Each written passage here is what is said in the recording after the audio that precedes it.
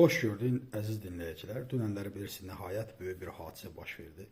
Qəzzada yenidən növbəti bir sülh sazişi imzalandı.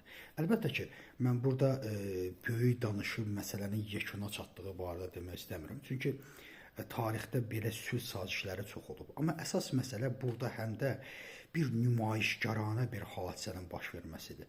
Nümayişkarana baş verən hadisə ondan ibarət edir ki, biz bu günləri qərb dünyası ilə Amerikada onun içine almaqla qərb dünyası, Amerika və müsəlman dünyasını, İbrani dünyasını, Xristiyan, İslam və Yahudi dünyasını bir yerdə gördük.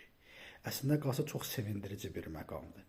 Nəhayət biz bir yerdə mədəniyyət etibarilə, düşüncə etibarilə, din etibarilə birlikdə olduğumuzu, bir yerdə olmağımızın vacib olmasını göstərmiş oldu. Bu bir. İkinci bir məsələ, mən deyərdim ki, Qəzza məsələsi hətta ikinci plana keçdi. Ən vacib olan planlardan biri ondan ibarətdir ki, Trump özünü bütün dünyaya nümayiş etdirdi. Necə nümayiş etdirdi? Xatırlayırsınız, Şanxay Əməkdaşlıq Təşkilatında Çin özünü dünyaya nümayiş etdirirdi, muskul göstərirdi, əzələ göstərirdi.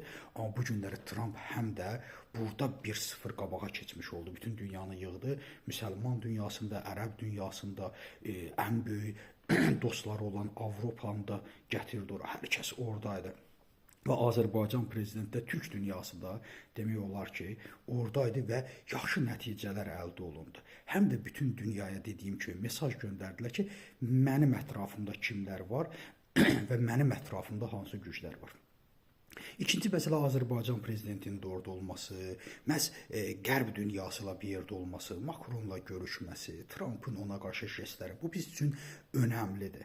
Erdoğan'ın da orada olması. Amma bir məsələ var mənim əzizlərim, onu demək istəyirəm. Bəzi insanlar dərin dövlətçilikdən çox danışırlar, xoşları gəlir. Çünki Türkiyə kinolarında dərin dövlətçilikdən danışanda bizimkilər də biraz onun mahiyyətinə varmadan o barədə danışmağı xoşlayırlar.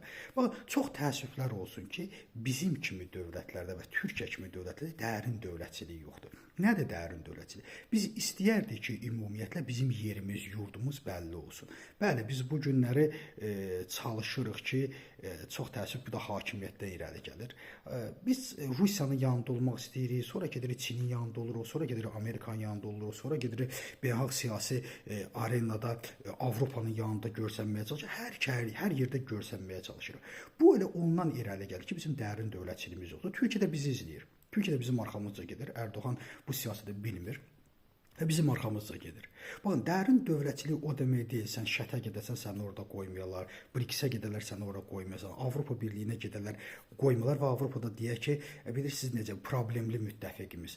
Baxın, bu mənada mən həmişə demişəm, Azərbaycanın da, Türkiyənin də yeri Avropadır, Avropa Birliyidir, həm mədəniyyət etibarlı, həm din baxımından, hər şey baxımından. Baxın, ən çox kimi söyürdülər? Avropanı söyürlər, İngiltərəni söyürlər, Amerikaya şeytan deyirdilər, düzdür? Amma bir dənə də o şeytan deyib arxalandığımız görün, Çin gəldi, Qəzzada bir sülh yaratmaq istədimi?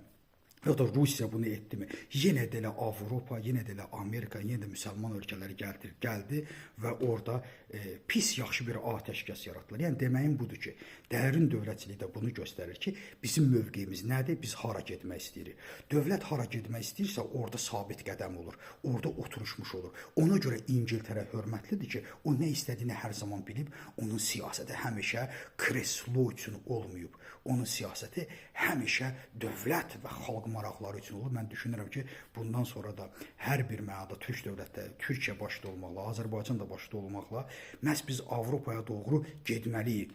Orada özümüzü narahat hiss etməməliyik. Çünki dünya dəyişir, 21-ci əsrdir. İnanın mənə hər şey dəyişəcək. Heç kəs bu adada əbədi qalmaq imkanı yoxdur. Təşəkkür edirəm diqqətinizə görə.